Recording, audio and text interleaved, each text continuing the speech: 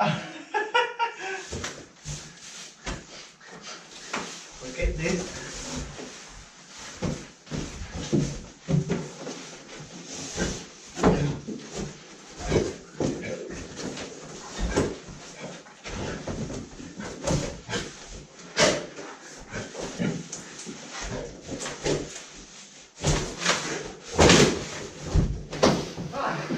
I'm Rico Machiavelli, and this is AFX World Roadhouse.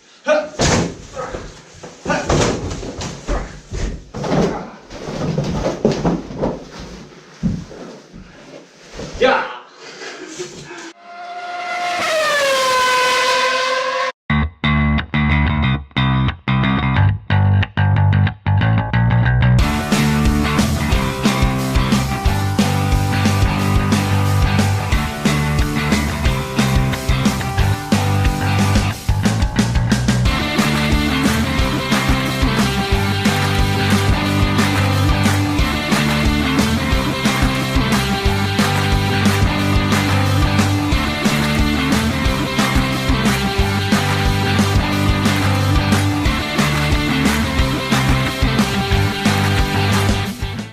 Welcome back, viewers, to another episode of AFX World. I'm your host, Rico Machiavelli, and today we're going to be upgrading and drag racing some cars. So the upgrade's going to happen on a Mega G Plus. The most you can do for these is you can put new front wheels like those thin ones, but I don't really like them. So I ended up buying some aftermarket S1 compound tyres and some level 52 traction magnets. So what we're going to do is, I actually also bought a brand new 1.7 inch long chassis as well, so we'll upgrade that and then we'll test it versus the old one. So we're going to have the two Peugeots going around the track, just on some corners of that, just see how the handling goes, and then we're going to try and build like a 10 meter drag strip. And I know I've built drag strips in the past, but I came up with a quirky idea last night and I sort of played around with a few bits and pieces,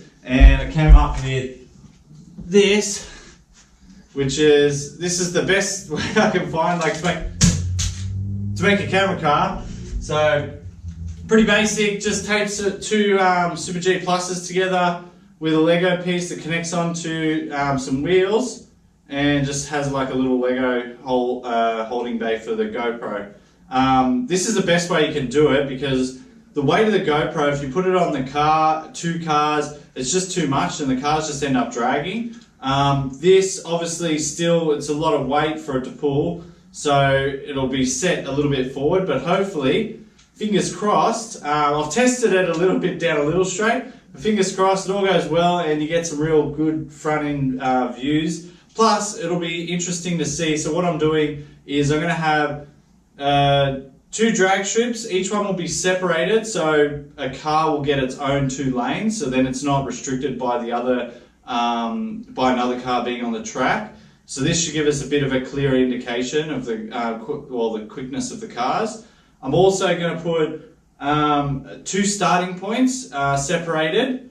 So, and then I'm going to have a controller on each. So both will be powered by two controllers just taped down. So it's going to give it that extra boost. I tested it last night. It just peaks the cars out. So with the space of the drag strip I'm going to do, I'm hoping that we get to either peak the cars out. It'll be interesting to see where they're going to end up, who's going to be the fastest down the track. Obviously, more than likely the Viper's going to be one of the quick ones, Mega G Pluses, but at the end of the day, you never know. They could peak out and the other ones could catch up. So we're going to get that, start building after, well, I'll start building that shortly. But first, I'm going to get into putting the magnets in, put the wheels on, and then test them against each other and see what the upgrade goes like. Woo!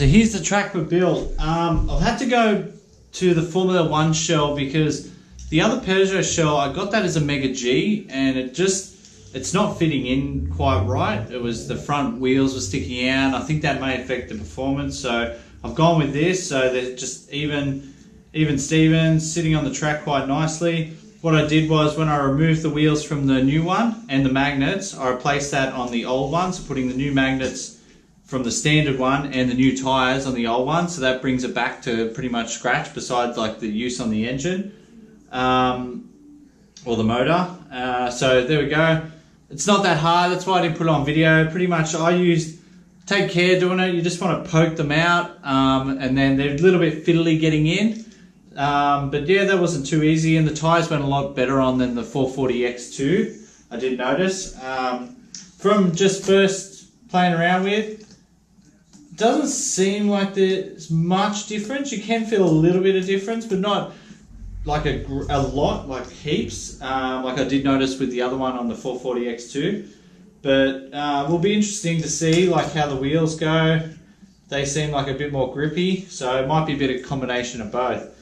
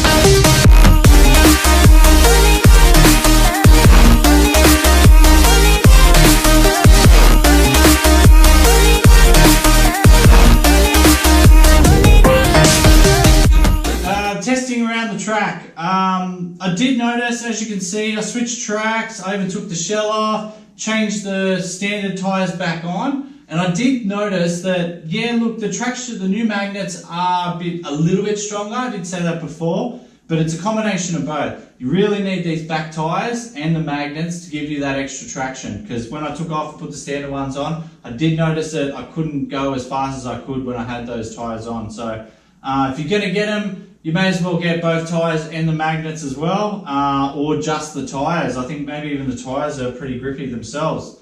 But yeah, they're pretty good. I'm pretty happy with this purchase. It's worth doing it if you really want to get your car like handling a lot better and be able to pump it through some of the corners. So with that said, we'll see how they go in a straight line and see if that affects it when we get to our epic house straight. So I'll put these back together, and we'll get downstairs, start building the big long straight that I said I promised I would, and see how we go with that.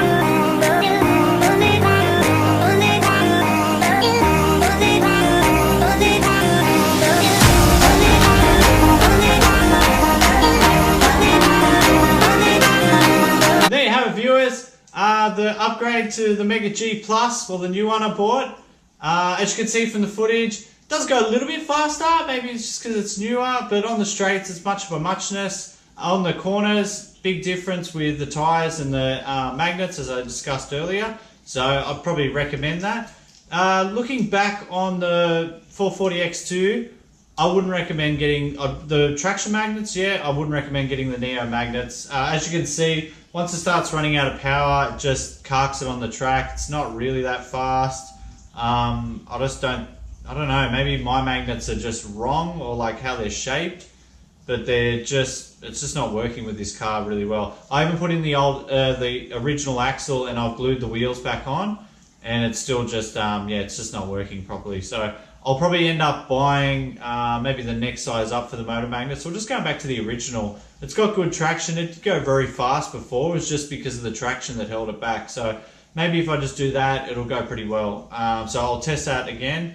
But other than that, I'll probably recommend, maybe getting some magnets and those rear tires for the Mega G Plus. They do make a massive difference. I think when I get back into the like where I'm doing epic house tracks with like a lot of curves, or maybe the World Track Series when we revisit that, we'll get to really see how that performs up against and see what the times come back with.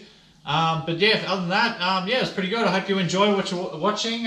If you like what you see, give us a like, subscribe, maybe leave us a comment. Head to our Facebook, give us a like there, or our Instagram, and like the photos and sign up. And stay tuned for more videos. I'm Ringo Machiavelli, signing out.